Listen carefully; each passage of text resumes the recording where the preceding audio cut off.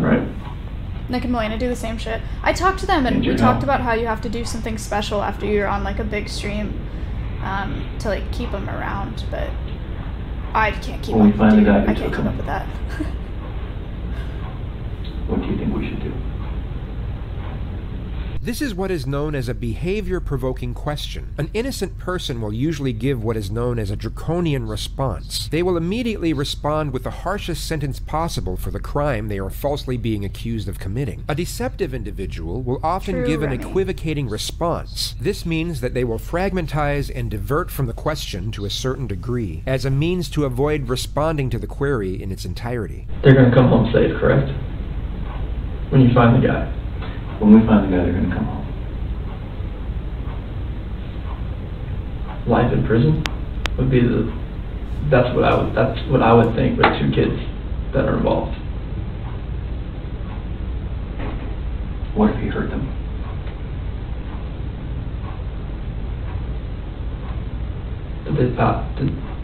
I'm not sure if like that penalty is even used. Is it used in Colorado? I'm not even sure. What is the death penalty?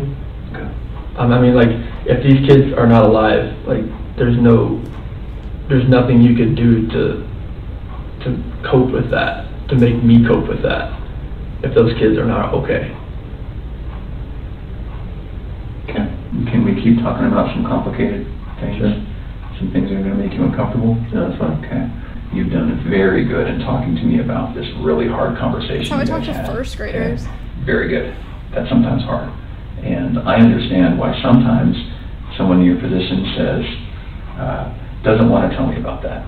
Because please go help me find my kids, and you don't need to know about my marriage argument, okay? So I got to say, you've done very good at that. And I need you to keep doing that. So I need to ask you about your marriage and infidelity. Sure. Okay. Cheater, cheater, cheater. I have never cheated on my wife. Cheater, liar, liar, liar. I fully suspect she has never done that to me. Oh, okay. The interrogator was already aware that Chris was cheating on his wife with a woman by the name of Nicole Kessinger. He had handed over his phone earlier on this interview for what he thought was for the purpose of going through his and his wife's mutual contacts to look for potential suspects. Judging by Chris's bold-faced denial, it's safe to assume he deleted all of his correspondence with Nicole beforehand. Yet he was most likely unaware that the FBI have programs that can recover every single piece of digital exchange sent from a device, even long after it's deleted. Highly trained investigator over here, right? I see pictures of you from a few years ago, and I see you standing before me now. Okay, you've gotten pretty fit. Okay, you can imagine when guys start cheating or want to cheat, that's what happens. Yes. So tell me about it. I did not cheat on my wife. Okay. What do I do Liar, liar. to help you walk out of this room and not look like the person who's responsible? You have to trust me. I had nothing to do with this act of like evil cruelty, whatever has happened here. Because my love for these 2 girls and my wife, like, I don't want anything to happen to them. I've never wanted anything to happen to them. No matter if me and my wife separate or not, or divorce or anything, I never wish harm on anybody, on a human being in general. Okay. Like, just seeing that picture, like, I need them. I want them just to run through that front door and just grab me, or just just tackle me, knock me to the floor, bust my head up. I don't care. The amount of love I have for my family is exponential, and it's never going to die. And I want them back. Okay. I have to have them back.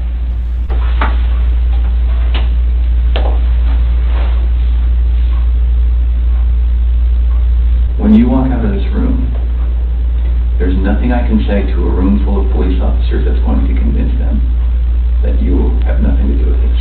I know. You know what they think. I know all that. Yeah.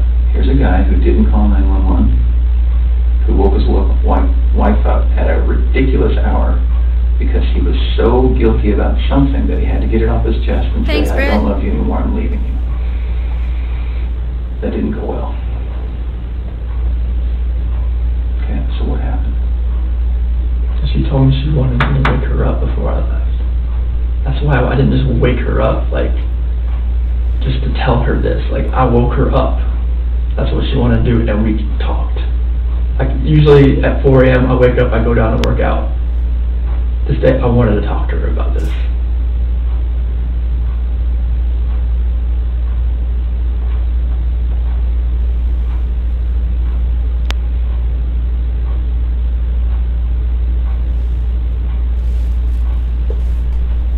I love these girls. I love these girls so much. And this picture right here, Celeste and Bella, those are my life. I helped make those kids. There's nothing in my life that means more to me than these kids. What are you supposed to say in place of that, Nothing. though? Kids, that's your life. That's your lifeline. With my daughters, I guess? That's everything. Like, you make kids, they come first before anything. Kids, spouse, family. That's what it's always been.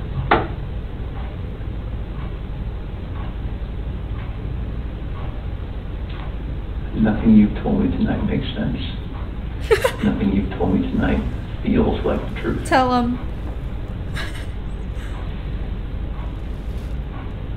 Can we start over? Sure. Tonight's been pretty intense, Thank I can you. imagine. How are you feeling? I slept like 2 hours last night, so I'm like running on empty right now, but I know, I can see it. So why don't I do this? I'm sure you don't mind if we take a break for the night. I'm sure that you are feeling some of the pressure from me. Yes, Ryan's my cousin. Okay. I'm going to commit to you that we're not going to stop working until we find them. okay. Okay? And I want to commit to you that there is going to come a time when you're going to feel this pressure from other people. I'm not the only one who thinks that there's a possibility you have something to do with this. Like another FBI agent, like pressure, or like just like Everyone. okay, Everyone, Chris. okay. The interrogator is clearly receptive to Chris's anxiety and endeavors to amplify this emotion before ending the interview. He wants to inflate Chris's apprehension as much as possible for the looming polygraph test that approaches the following day. Tonight when you go home,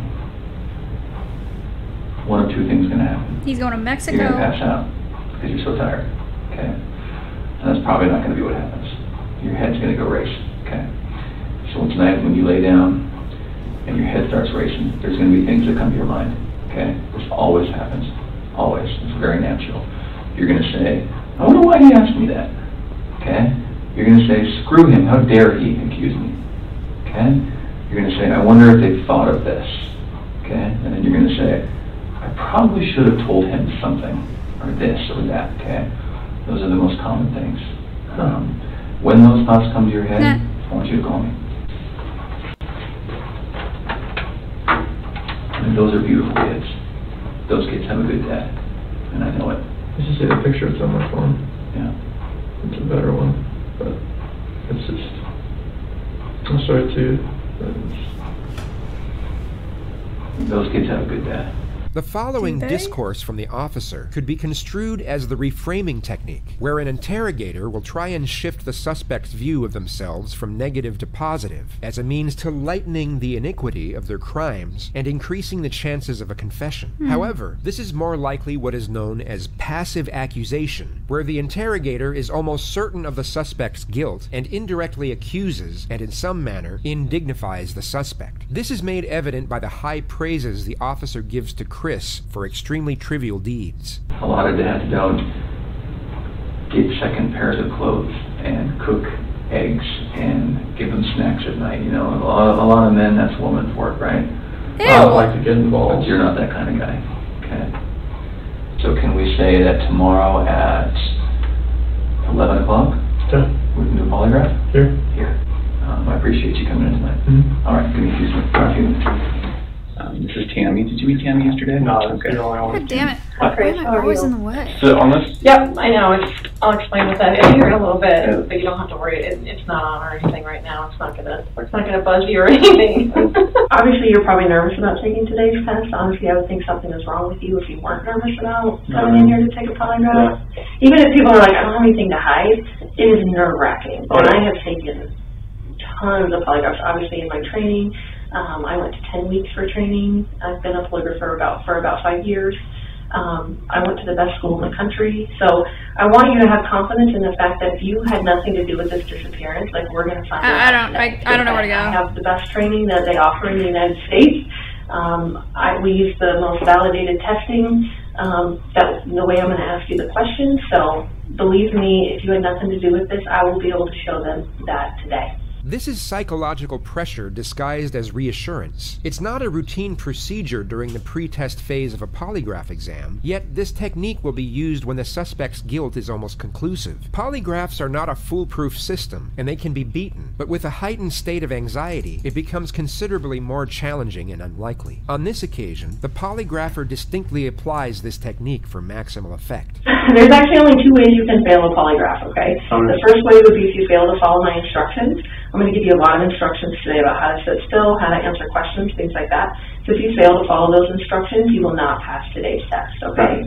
The second way would be if you choose to lie to me today. You know, if you did have something to do with their disappearance, it would be really stupid for you to come in and take a polygraph today. Exactly. Right? Like, it would be really dumb. Like, you should not be here right now sitting in this chair if you had anything to do with Shanann and the little girl's disappearance, okay? But yeah, everything flourished from there. Like in 2011, I proposed to her over in Ocean Isle Beach. And she was just sitting there crying with a little eviction notice, and she recorded it. It was an amazing day just to see that. And then Celeste, I was there, like, she had a midwife for this one. So like, they actually had me like, you can stand here and like, you know, catch her, and like, but Celeste came out like so fast that like I barely had a chance to go like this, and they moved me out of the way because she just like came out. The polygrapher will also obtain the examinee's version of the facts regarding the specific issues under investigation. I was just hoping that I would get that knock on the door or a phone call or a text. I mean, her phone, they have her phone, like hopefully maybe it's a number I don't know. Hopefully it's like, you know, like a burner phone or some kind of like phone she bought, and she could just text me and call me like, hey, I'm okay. Something. Or just get a knock on the door, and then the kids just run in. I miss like the kids like sitting at the dinner table and like having to tell them to get their dinner. At some point. Like I miss them throwing the chicken nuggets at me. Like Why are his kids throwing chicken nuggets at him? I want them to come home safe. Like wherever they are, I hope they are safe. And I really hope they can just come home. It makes me feel like, all right, maybe somebody has her that's not keeping her safe. Because he's a piece of shit. Or something terrible has happened. And that's the nightmare. And what would that terrible thing be? Somebody hurt them. Chris recounts a brief summary of the events and states multiple vague possibilities for his family's disappearance. The polygrapher then starts to elect specific timelines for Chris to give his account on. You said the next thing you know is her getting into bed with you, is that right? I felt her get into bed. We didn't say anything because I kind of felt it. Okay. Do you know if she was on her phone or like how any of that works? I don't think she was on her phone. Was she mad at all? I mean, crying like she was, crying like I was. I mean, yeah, she was upset. But I mean, it comes with that kind of conversation. In the next moments, you will see another subterfuge of psychological pressure, this time disguised as routine questioning procedure. It's a vastly open-ended question relevant to the crimes under suspicion. These types of questions are common knowledge and easily clarified by the innocent, while the guilty will in most cases have severe difficulty in responding. And I know it's totally awful to think about, but what are ways, because I need to make sure that you know what I'm talking about, what are ways that you can make someone disappear? I mean, like, if you're talking about, like, what I've seen, like, on the movies, or, like, how people, if you read about other people, I mean, you hire somebody. Like a hitman? Yeah, yeah. I'm just being honest. No, that's what I want, because I want you to go through all of these scenarios in your head, because I want you to know for sure what I'm talking about when I say that, you know, asking you if you physically caused her disappearance. Okay, like you would hire somebody, or you have somebody you know that would do it. I mean, it's like, it's hard. It's a hard question to answer. Right. Because it had nothing to do with this disappearance. Right. But like, I don't even want to think about like if you're asking me like how I would do it. Like no, anyone. Like how would anyone cause someone else's disappearance? I mean, you would. I said like you could cause someone's disappearance by murdering them. Yes. Do you agree with that? Yes. So what different physical ways could you cause someone's disappearance through murder? You could stab someone, stab right? someone, shoot someone. What a weird Hit them with a blunt object. What else is there? I mean, use a weapon like gun or a knife. I mean, okay. You could.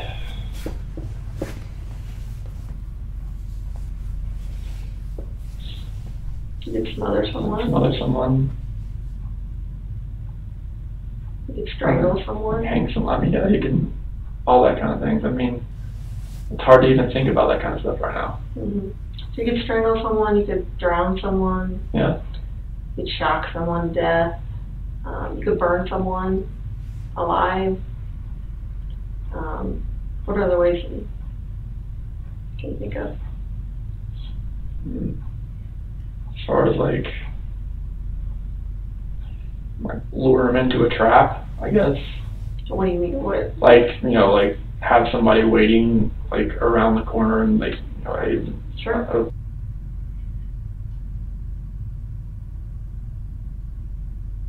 They're in a coma. Sure.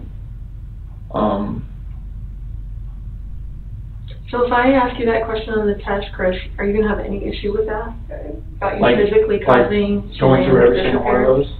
Yeah, like that would be a way you could cause someone's disappearance. Okay. No, I can definitely, I can pass. I mean, you could murder them, you could kidnap them, you could take them to another country, you could, bury them in your backyard, you could do a million things. Yeah. As far as trying to conceal them. Yeah. Right? So that no one could find them. Yes. Because at this point, she's gone.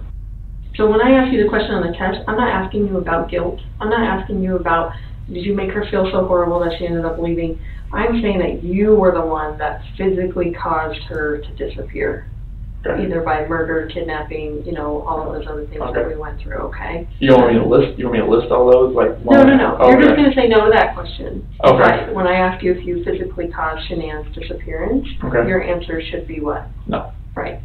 So do you have any issues with that at all, and no. Have any question about what I would mean when I was? No, that's totally. I just going through all those. That's a lot to really think about. Right.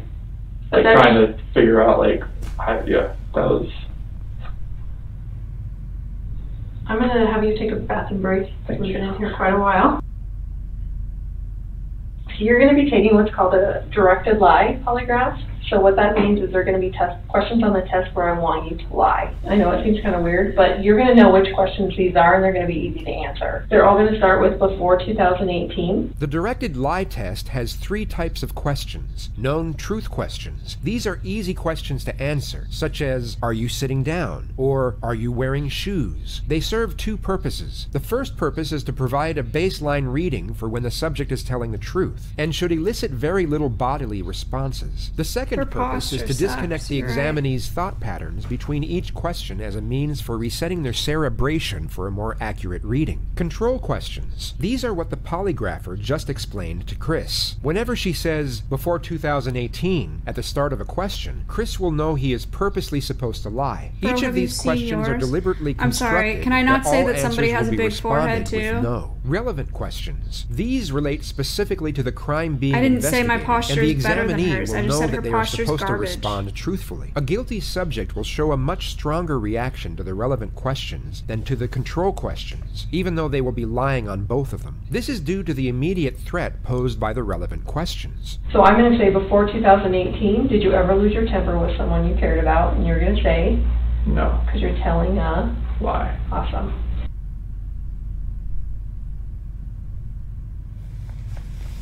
The test is about to begin. Please remain still. Did you write the number 1? No. Did you write the number 3? No. Did you write the number 5?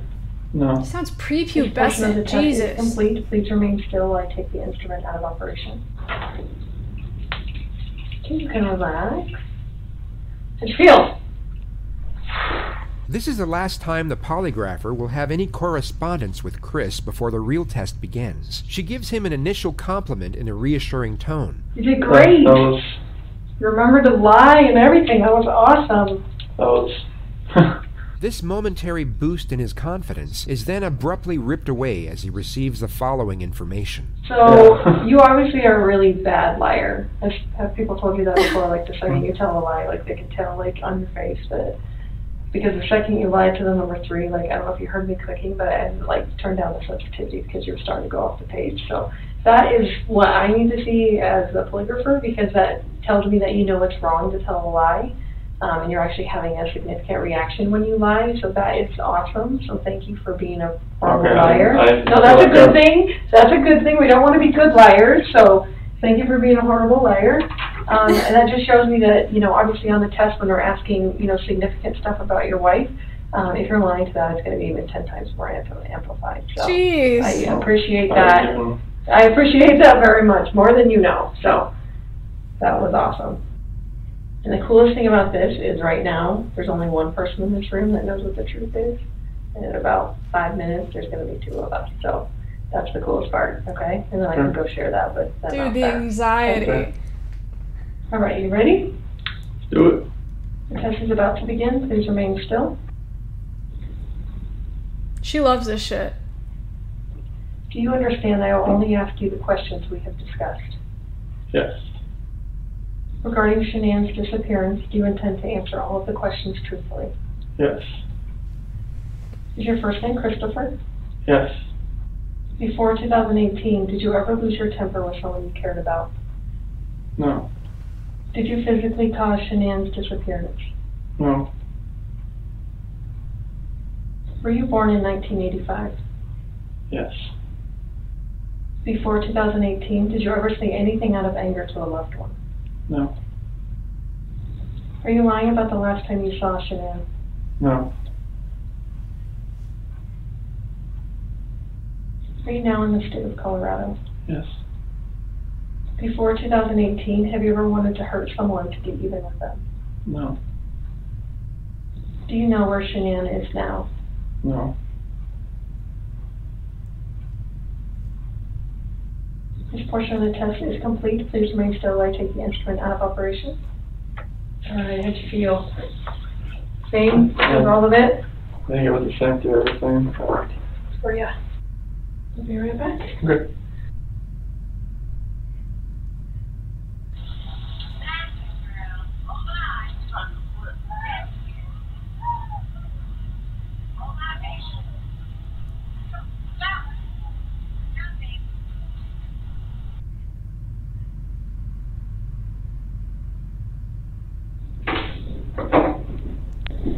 Oh my gosh, I did forget part of it, didn't I?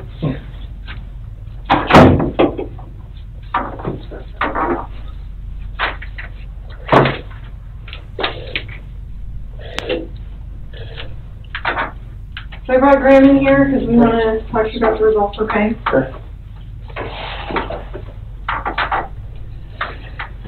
So, it is completely clear that you were not honest during the testing, and I think you already know that.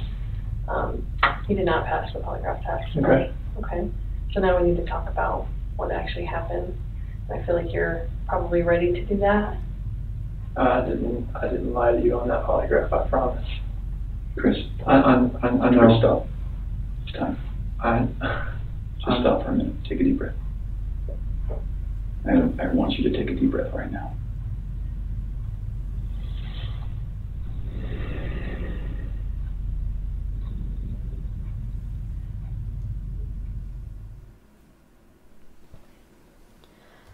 Dun dun dun!